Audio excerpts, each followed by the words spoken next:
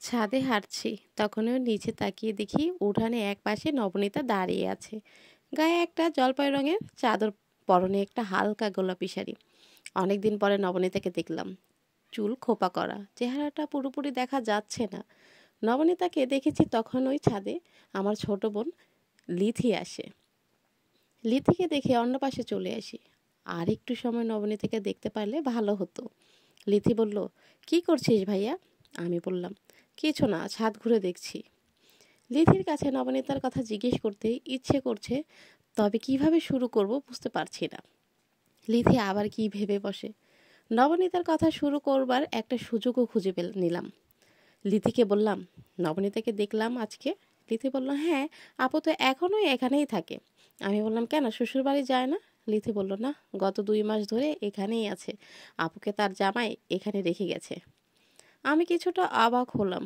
লিথি থেমে বলল, ওহ, তুই তো বাসায় থাকিস না, তাই জানিস না। আপুর তো ব্রেস্ট ক্যান্সার হয়েছে, অপারেশন হয়েছে, তারপর থেকে এখানেই থাকে। ডিভোর্স হয়েছে কিছুদিন হয়। লিথি ছাদে জামা কাপড় রোদে দিতে আসে, এখন নেমে যায়।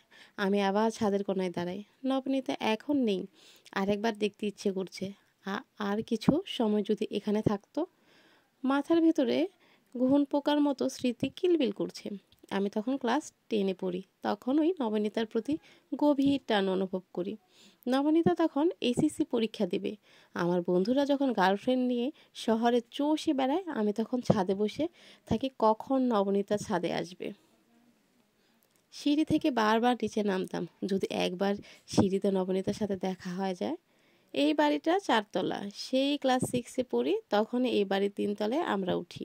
বাড়ির দোতলায় থাকতো নবনীতারা, তার বাবা ও মায়ের সাথে। মাঝে মধ্যে আমাদের বাসায় আসা যাওয়া ছিল। তখন টিভিতে সন্ধ্যে 7টায় একটা ধারাবাহিক নাটক চলতো, ডুবসাঁতার নামে।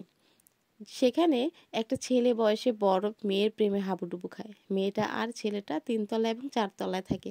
আমি মুগ্ধ হয়ে সেই নাটক দেখতাম। ঘড়িতে সন্ধ্যা 7টা বাজলেই টিভির সামনে বসে যেতাম। ডুবসাঁতার নামে সেই নাটকের মেয়েটার জায়গায় ভাবতে শুরু করি নবনীতাকে।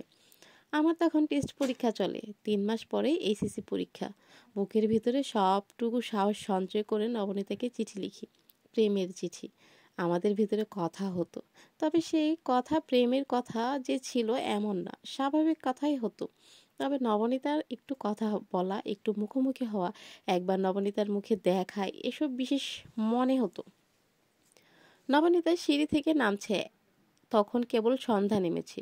সিঁড়ির এখানে হালকা আলো। নবনীতার হাতে চিঠি দিয়েই আমি হাঁটা শুরু করি। 2 দিন পরের ঘটনা। এই বাড়ির সামনে একটা বিশাল উঠান আছে।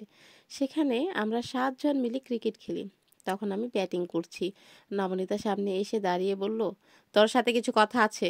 নবনীতা যখন সামনে এসে দাঁড়ায়, বুকের ভিতর অদ্ভুত এক ভয় শুরু হয়।